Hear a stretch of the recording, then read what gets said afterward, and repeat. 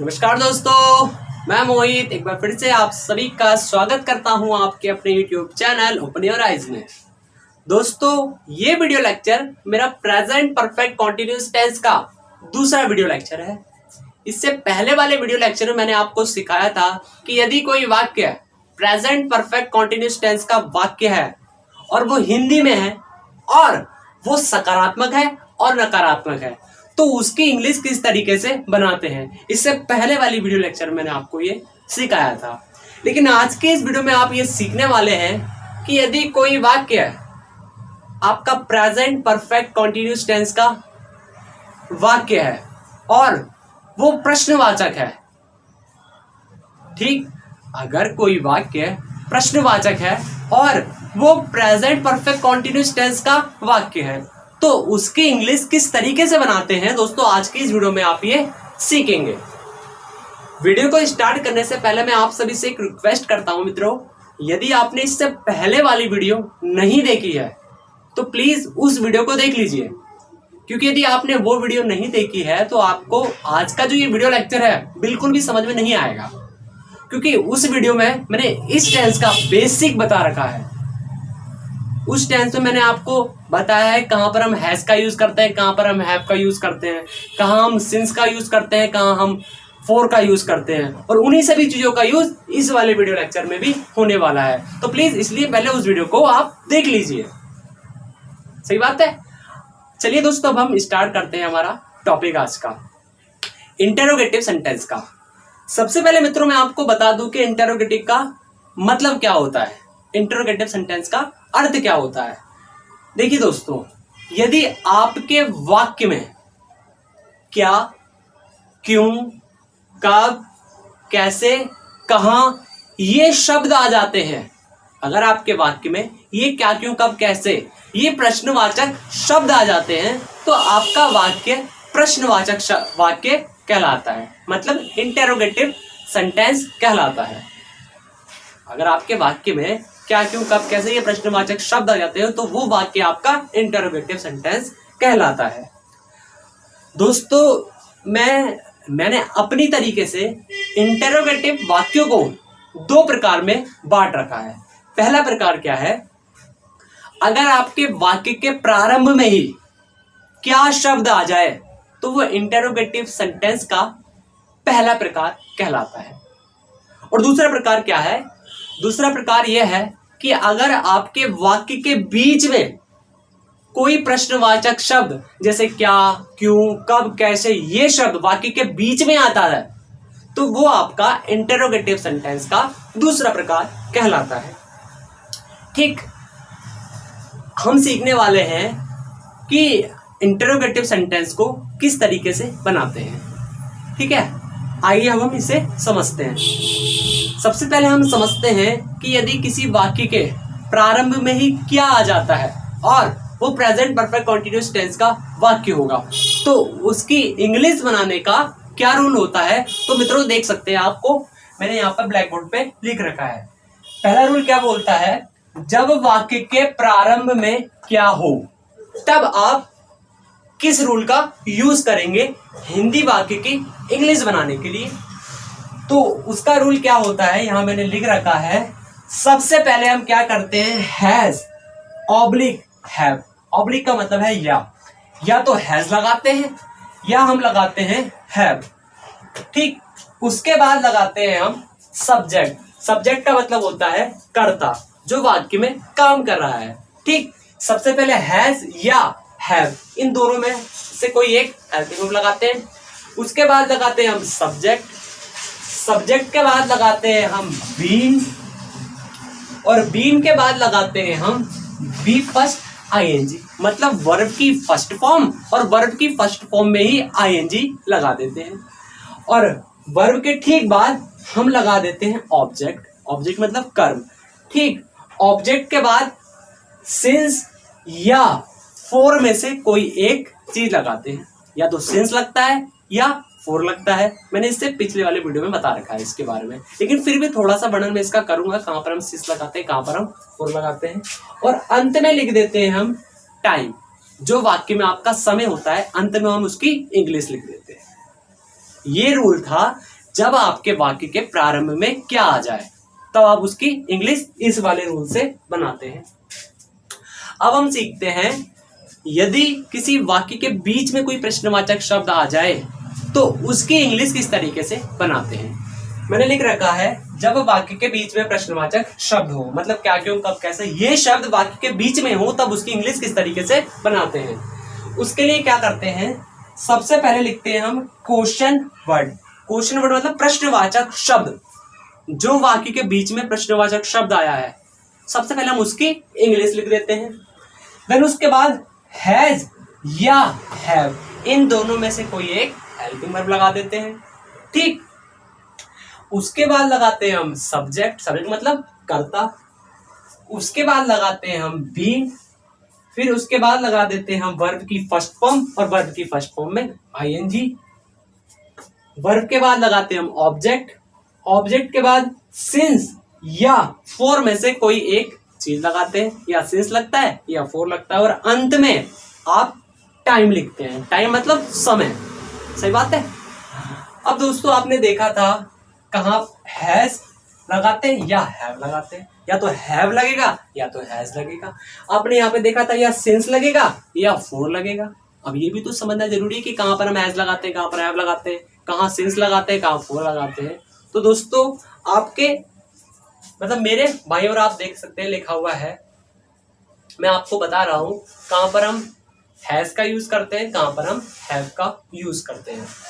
यदि दोस्तों आपका सब्जेक्ट, सब्जेक्ट मतलब कर्ता, यदि आपका कर्ता ही होगा या शी होगा, इट होगा, एनी नेम होगा, तब आप लगाते हैं वहां पर हैज। ठीक, ही, शी, इट या एनी नेम के साथ लगाते हैं हम आप हैज, और आई, वी, यू, दे, इन सब के साथ लगाते हैं हम हैव। ठीक, अब हम समझते हैं कहां पर हम सिंस का यूज करते हैं और कहां पर हम फोर का यूज करते हैं। देखिए दोस्तों, सिंस का यूज करते हैं निश्चित समय के साथ। निश्चित समय का मतलब है जिस समय का आपको नाम दिया हो उसे बोलते हैं हम निश्चित समय। और फोर का यूज कहां होता है, फोर का यूज होता है अनिश्चित समय के साथ, मतलब जिस समय का नाम ना दिया हो उसे बोलते हैं हम अनिश्चित समय। ठीक, थोड़ा सा मैं इसको डिफाइन कर दूं, क्या होता है अनिश्चित समय, क्या होता है निश्चित समय। जिस समय का नाम दिया हो वो होता है निश्चित समय, और जिस समय का नाम ना दिया हो वो होता है अनिश्चित समय। जैसे मैं आपसे बोल रहा हूं 2 दिन, अब भैया मैंने आपको बताया कि 2 दिन वो कौन से हैं हफ्ते के, मैंने आपको ये तो कहा नहीं कि ये मंगल और बुधवार है, मैंने सिर्फ ये कहा 2 दिन। तो 2 दिन अनिश्चित समय है क्योंकि मैंने इसका नाम नहीं बताया। मैं आपसे कह रहा हूं रविवार और सोमवार, ये आपका क्या है, ये निश्चित समय है। मैंने बोला 2 दिन, तो 2 दिन क्या है, अनिश्चित समय है। ठीक, मैंने आपसे बोला 2 महीने, अब 2 महीने निश्चित है या अनिश्चित है, 2 महीने अनिश्चित, हमें पता नहीं। मैंने आपको नाम नहीं बताया कि ये कौन से 2 महीने हैं, ये जनवरी और फरवरी के 2 महीने या मार्च या अप्रैल के 2 महीने हैं। ठीक, अगर मैं आपको बताया था जनवरी और फरवरी, जनवरी फरवरी ये नाम है, समय का नाम है, ये आपका है निश्चित समय। मैं आपसे बोल रहा हूं 2 साल, अब भाई कौन से 2 साल, वो 2021 और 22 वाले 2 साल या 2024 और 25 वाले 2 साल, मैंने आपको नाम नहीं बताया, मैंने सिर्फ कहा 2 साल। तो 2 साल अनिश्चित समय है। मैं बोल रहा हूं 2015, तो निश्चित समय का नाम है भाई 2015, तो ये आपका होगा निश्चित समय। अब दोस्तों आइए हम सबसे पहले इस वाले रूल पर आधारित, जब वाक्य के प्रारंभ में क्या हो, इस पर आधारित कुछ सेंटेंस बनाते हैं। तो आइए दोस्तों इन सेंटेंसों को देखते हैं।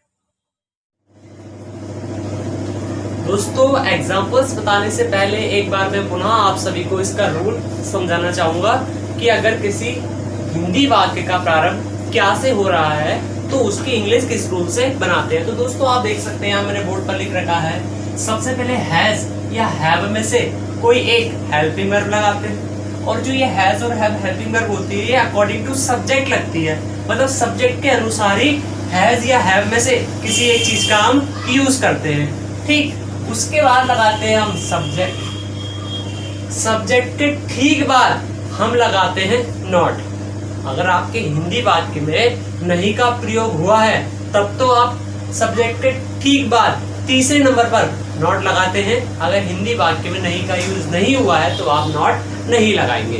ठीक, उसके बाद लगाते हैं हम बीन। बीन के ठीक बाद लगाते हैं हम वर्ब की फर्स्ट फॉर्म, और वर्ब की फर्स्ट फॉर्म में आईएनजी, मतलब क्रिया का हम प्रयोग करते हैं और क्रिया में ही हम आईएनजी फॉर्म लगाते हैं। उसके बाद लगाते हैं हम ऑब्जेक्ट। ऑब्जेक्ट का मतलब क्या होता है? जिस पर क्रिया का प्रभाव पड़ता है उसे हम ऑब्जेक्ट कहते हैं, ऑब्जेक्ट का प्रयोग करते हैं। उसके बाद सिंस या फॉर में से किसी एक चीज का हम यूज करते हैं, और सिंस और फॉर में से कोई एक चीज लगती है, किसके अनुसार? समय के अनुसार। आपका समय बताता है कि सिंस लगेगा या फॉर लगेगा। अगर आपका निश्चित समय है तब तो आप सिंस लगाते हैं, अनिश्चित समय है तो उसके साथ लगाते हैं हम फॉर। ठीक, इस रूल पर आधारित आइए अब हम कुछ एग्जांपल्स करते हैं। देखिए दोस्तों, यहाँ लिखा है सबसे पहला जो हमारा एग्जांपल है वो है, क्या मैं आपको 1 घंटे से पढ़ा रहा हूँ? क्या मैं आपको 1 घंटे से पढ़ा रहा हूँ? हमें इस हिंदी वाक्य की अंग्रेजी बनानी है, और मैंने बताया कि इस तरीके के जो सेंटेंस होते हैं उसकी इंग्लिश हम इस वाले रूल से बनाते हैं। तो हम अपने इस रूल के पास जाते हैं, जो रूल कहता है जो करने को बस हमें वही करना है। तो हम इस रूल के पास गए। इस रूल ने कहा हमसे सबसे पहले हैज और हैव में से कोई एक हेल्पिंग वर्ब लगाते हैं, और मैंने आपको बताया हैज और हैव में से कोई एक चीज लगती है और ये लगती है सब्जेक्ट के अनुसार। तो इस वाले वाक्य में सब्जेक्ट ढूंढिए। सब्जेक्ट कौन होता है? जो वाक्य में काम करता है उसे हम सब्जेक्ट बोलते हैं। तो सब्जेक्ट है इस वाले वाक्य में मैं, क्रिया है इस वाले वाक्य में पढ़ाना।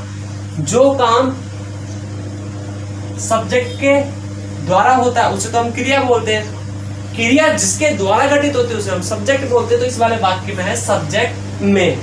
मैं को इंग्लिश में बोलते हैं आई, और मैंने आपको बताया था यदि आपका सब्जेक्ट आई हो तो आप हेल्पिंग वर्ब के रूप में हैव का प्रयोग करते हैं। तो सबसे पहले हम लिखेंगे यहाँ पर हैव, HAVE, हैव। ठीक, उसके बाद लगाते हैं हम सब्जेक्ट। तो इस वाले वाक्य में सब्जेक्ट है मैं को इंग्लिश में बोलते हैं आई। ठीक, हैज में से एक चीज लग गई, सब्जेक्ट भी लग गया। उसके बाद लगाते हैं नॉट। तो इस वाले वाक्य में नॉट नहीं आया तो इसलिए हम नॉट नहीं लगाएंगे। इसके बाद लगाते हैं हम बीन, BEEN, बीन।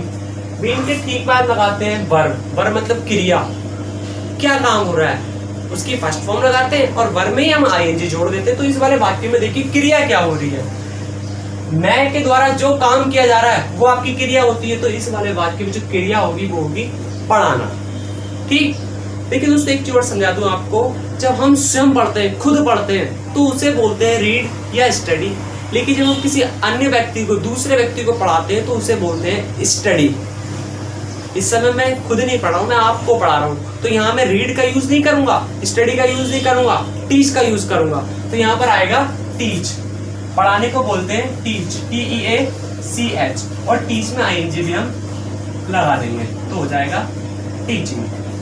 ठीक, उसके बाद लगाते हैं हम ऑब्जेक्ट। ऑब्जेक्ट क्या होता है? जिस पर क्रिया का प्रभाव पड़ता है उसे हम ऑब्जेक्ट बोलते हैं। तो पढ़ा हम किसको रहे? आपको रहे, तो आपको बोलेंगे यू। तो यू क्या हो जाएगा? आपका ऑब्जेक्ट हो जाएगा। उसके बाद सिंस या फॉर में से कोई एक चीज लगाते हैं, और ये किसके अनुसार लगाते हैं? समय के अनुसार। तो इस वाले वाक्य में, हिंदी वाक्य में समय क्या है? समय है 1 घंटे से। अब दोस्तों आप ये बताइए 1 घंटा निश्चित समय है या अनिश्चित समय? तो दोस्तों ये है अनिश्चित समय, क्योंकि इसका कोई नाम नहीं है। 2 बजना, 3 बजना, 4 बजना, ये एक निश्चित समय है, समय का नाम है। 1 घंटे से कभी आपने घड़ी में ये सुना है कि 1 घंटा बज गया? कभी आपने देखा 1 घंटा बजते हुए? नहीं ना, 1 घंटा हो रहा है, कभी आपने ये भी नहीं सुना होगा।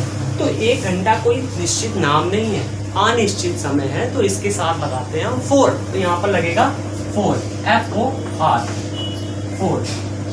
उसके बाद लगा देते हैं हम समय। समय इसमें क्या है? 1 घंटे से। तो 1 घंटे को बोलेंगे 1 hour, 1 hour, HOUR। तो इस तरीके से दोस्तों हमारा ये सेंटेंस इजीली इंग्लिश में कन्वर्ट हो गया। आइए अब दूसरा एग्जांपल देखते हैं। तो दूसरा एग्जांपल है हमारा, क्या तुम इस नगर में 4 वर्ष से रह रहे हो। हम अपने इस रूल के पास गए, इस रूल ने कहा हैज और हैव में से कोई एक हेल्पिंग वर्ब लगेगी। ये हेल्पिंग वर्ब सब्जेक्ट के अनुसार लगती है। सब्जेक्ट क्या है? सब्जेक्ट है इस वाले वाक्य में तुम को इंग्लिश में बोलते हैं यू, और यू के साथ क्या लगाते हैं? हैव लगाते हैं। तो यहाँ पर हैज और हैव में से क्या आएगा? हैव आएगा। ठीक, हैव के बाद क्या लगाते हैं? हम सब्जेक्ट लगाते हैं। सब्जेक्ट है तुम को इंग्लिश में बोलते हैं यू। उसके बाद लगाते हैं नॉट, तो इस वाले वाक्य में नॉट नहीं आया तो इसलिए हम नॉट नहीं लगाएंगे। उसके बाद लगाते हैं हम बीन, BEEN, बीन के बाद लगाते हैं वर्ब की फर्स्ट फॉर्म, और वर्ब की फर्स्ट फॉर्म में ING। वर्ब मतलब क्रिया, क्या काम हो रही है? रहना, रह रहे हो। तो रहना क्रिया है, जैसे आप अपने घर में रहते हो, मैं अपने घर में रहता हूँ, तो रहना क्रिया है। तो रहने को बोलते हैं दोस्तों लिव, LIVE, लेकिन लिव में ING भी लगा देंगे तो हो जाएगा लिविंग। ठीक, लिविंग। उसके बाद लगाते हैं हम ऑब्जेक्ट।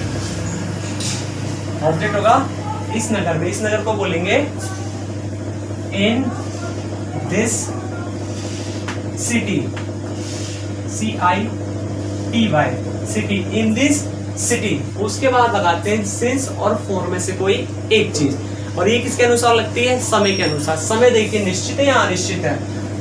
समय है इसमें 4 वर्ष से, तो 4 वर्ष निश्चित है या अनिश्चित है? तो ये है अनिश्चित समय, इसका कोई नाम नहीं है। इसमें यह नहीं कहा गया है।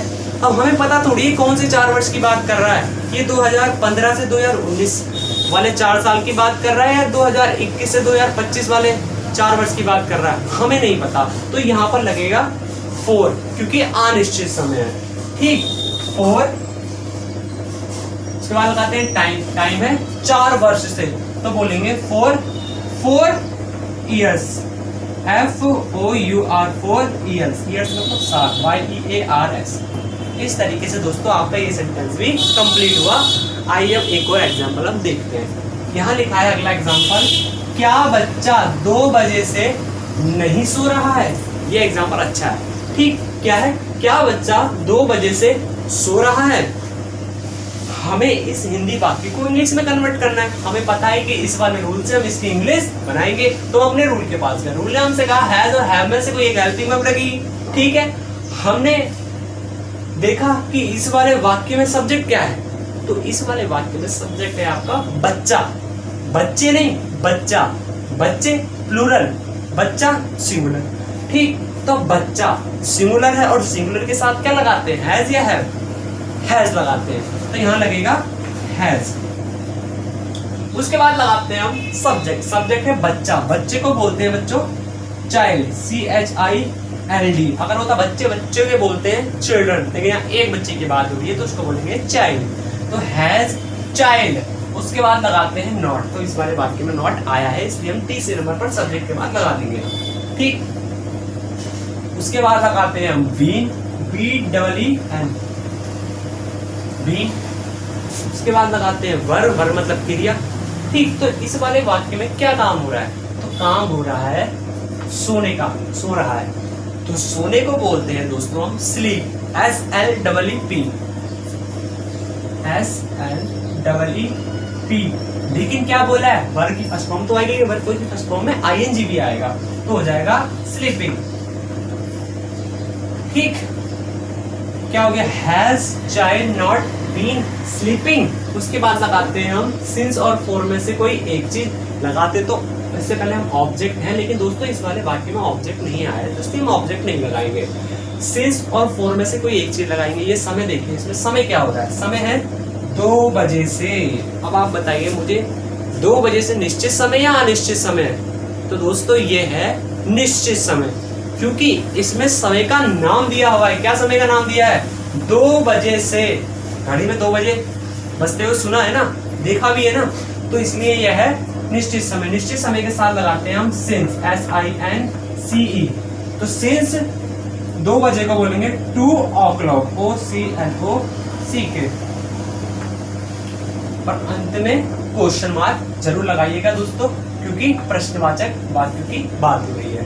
तो इस तरीके से हमारा इंट्रोगेटिव का पहला प्रकार कंप्लीट हुआ। ये दोस्तों अब हम कुछ और एग्जांपल्स करते हैं, लेकिन अब वो एग्जांपल क्या होंगे आपके, उसमें प्रश्नवाचक शब्द क्या प्रारंभ में नहीं आएगा, अब वो प्रश्नवाचक शब्द बीच में आएगा वाक्य के। ठीक, तो आइए उन्हें भी हम देखते हैं। इसमें भी मैं दोस्तों सबसे पहले आपको इसका रूल समझाना चाहूंगा। देखिए रूल क्या कहता है, रूल कहता है सबसे पहले हम क्वेश्चन वर्ड लिखते हैं। क्वेश्चन वर्ड मतलब प्रश्नवाचक शब्द, जो हिंदी वाक्य के बीच में प्रश्नवाचक शब्द आएगा सबसे पहले हम उसकी इंग्लिश लिखते हैं। ठीक, उसके बाद हैज या हैव में से कोई एक हेल्पिंग वर्ब लगाते हैं सब्जेक्ट के अनुसार। ठीक, उसके बाद लगाते हैं हम सब्जेक्ट, सब्जेक्ट के ठीक बाद लगा देते हैं हम नॉट। अगर आपके हिंदी वाक्य में नॉट आएगा तभी लगेगा, ना तो नहीं लगेगा। ठीक, उसके बाद लगाते हैं हम बीन, बीन के ठीक बाद लगाते हैं हम वर्ब की फर्स्ट फॉर्म, और वर्ब की फर्स्ट फॉर्म में आईएनजी। वर्ब के बाद आपको पता है लगाते हैं हम ऑब्जेक्ट। अगर आपके वाक्य में ऑब्जेक्ट आया तो आप वर्ब के ठीक बाद ऑब्जेक्ट लगाएंगे। उसके बाद सिंस या फॉर में से कोई एक चीज लगेगी और अंत में समय लगता है। ठीक, ये था रूल इन वाले सेंटेंसेस को बनाने का। आइए दोस्तों हम इसके एग्जाम्पल को समझते हैं, जो कि जितने भी हिंदी के मैंने यहाँ वाक्य लिखे हैं सबके सब इस वाले रूल से बनेंगे, क्योंकि प्रेजेंट परफेक्ट कॉन्टिन्यूअस टेंस के ये वाले एग्जाम्पल्स हैं। ठीक, तो आइए सबसे पहला हम एग्जाम्पल समझते हैं। हमारा पहला एग्जाम्पल कह रहा है वे 4 दिनों से कहाँ जा रहे हैं। हम अपने रूल के पास गए, रूल ने हमसे कहा सबसे पहले क्वेश्चन वर्ड लिखो, तो हम अपने इस वाले वाक्य में गए। हमने इस वाले वाक्य में देखा क्वेश्चन वर्ड प्रश्नवाचक शब्द कौन सा है, तो प्रश्नवाचक शब्द है कहाँ। कहाँ ये क्या है, प्रश्नवाचक शब्द है, तो सबसे पहले हम इसकी इंग्लिश लिख देते हैं। तो कहाँ को इंग्लिश में बोलते हैं हम where, where WHERE, where, where मतलब होता है कहाँ। उसके बाद हैज और हैव में से कोई एक हेल्पिंग वर्ब लगाते हैं, ये सब्जेक्ट के अनुसार लगती है। तो इस वाले वाक्य में सब्जेक्ट देखिए भैया, सब्जेक्ट कौन है, तो इस वाले वाक्य में जो सब्जेक्ट है वो है वे, वे है इस वाले वाक्य में सब्जेक्ट। वे को इंग्लिश में बोलते हैं दे, और मैंने आपको बताया था यदि बात आपका सब्जेक्ट दे होगा तो उसके साथ हमेशा हेल्पिंग वर्ब के रूप में हैव का यूज होता है। तो हैज और हैव में से यहाँ लगेगा हैव, तो वेयर हैव।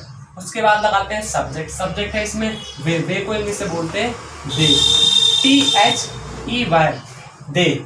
ठीक, उसके बाद लगाते हैं नॉट, तो इस वाले वाक्य में नॉट नहीं आया तो नहीं लगाएंगे। उसके बाद लगाते हैं हम बीन, BEEN, हमने बीन भी लगा दिया। उसके बाद लगाते हैं वर्ब, क्रिया, क्या काम हो रहा है इसमें, तो काम हो रहा है जाने का, जाने को बोलते हैं गो, फर्स्ट फॉर्म है, और इसी में लगाएंगे हम ING, तो हो जाएगा गोइंग। ठीक, तो हो जाएगा गोइंग, GOING, गोइंग। उसके बाद लगाते हैं हम ऑब्जेक्ट, तो इस वाले वाक्य में दोस्तों ऑब्जेक्ट का नाम नहीं है, इस वाले वाक्य में कोई भी कर्म नहीं है। ठीक, तो इसलिए हम इसमें ऑब्जेक्ट नहीं लगाएंगे। उसके बाद लगाते हैं हम सिंस और फॉर में से कोई एक चीज, तो सिंस और फॉर में से कोई एक चीज लगेगी, वो लगती है समय के अनुसार। तो हम इस वाले वाक्य में अपना समय देखते हैं, समय क्या है, तो समय है 4 दिनों से। अब 4 दिन निश्चित है या अनिश्चित है, सिंस लगेगा या फॉर लगेगा, तो दोस्तों मैंने अभी आपको पीछे ही बताया था 4 दिन जो है ये अनिश्चित समय है, क्योंकि इसमें इन 4 दिनों में हमें उन 4 दिनों का नाम नहीं पता। अगर बोल देता संडे, मंडे, ट्यूसडे, वेडनेसडे, इन चारों के नाम नहीं देता तब तो हम लगाते हैं वहां पे सिंस, लेकिन इस समय नाम नहीं दिया है तो इसलिए यहाँ लगेगा फॉर। ठीक, तो हो गया फॉर, FOR, फॉर। क्या बोल रहा है, 4 दिनों से, तो फॉर 4 डेज, FOUR, 4 डेज। ठीक, 4 दिनों से। इस तरीके से दोस्तों ये इजीली आपका सेंटेंस इंग्लिश में कन्वर्ट हो गया। आइए दूसरा एग्जांपल हम देखते हैं। दूसरा एग्जांपल है राम सुबह से क्या कर रहा है। तो अपने इस रूल के पास गए, इस रूल ने हमसे कहा भाई सबसे पहले क्वेश्चन वर्ड लिखना है। तो हमने इस वाले वाक्य में देखा क्वेश्चन वर्ड क्या है, प्रश्नवाचक शब्द, किस शब्द से प्रश्न किया जा रहा है, तो प्रश्नवाचक शब्द है हमारा क्या। क्या को हम इंग्लिश में बोलते हैं व्हाट, WHAT, व्हाट, व्हाट मतलब होता है क्या। ठीक, उसके बाद हैज और हैव में से कोई एक हेल्पिंग वर्ब लगाएंगे। ये सब्जेक्ट के अनुसार लगाते हैं। सब्जेक्ट ढूंढो, इसमें क्या है, तो सब्जेक्ट है राम। कौन काम कर रहा है, राम। राम का उल्लेख हो रहा है सब्जेक्ट के रूप में, तो सब्जेक्ट है राम। राम क्या है, सिंगुलर है। और सिंगुलर के साथ लगाते हैं क्या, हैज, तो यहां आएगा हैज। ठीक, तो व्हाट हैज, उसके बाद लगाते हैं सब्जेक्ट। सब्जेक्ट है राम, तो व्हाट हैज राम। नॉट इसमें आया नहीं है तो नॉट लाइन लगाएंगे। उसके बाद लगाएंगे हम bean, B double E N, bean. उसके बाद लगाते हैं वर्ब, क्रिया। क्या काम हो रहा है, व्हाट, राम सुबह से क्या कर रहा है, तो इसमें कोई क्रिया नहीं है, प्रश्न पूछा जा रहा है ना, भाई क्या कर रहा है, हमें पता नहीं, हम तो इसमें प्रश्न कर रहे हैं ना। हमें पता होता तो हम उसकी इंग्लिश लिख देते, इसमें तो हम खुद प्रश्न कर रहे हैं कि राम सुबह से क्या कर रहा है।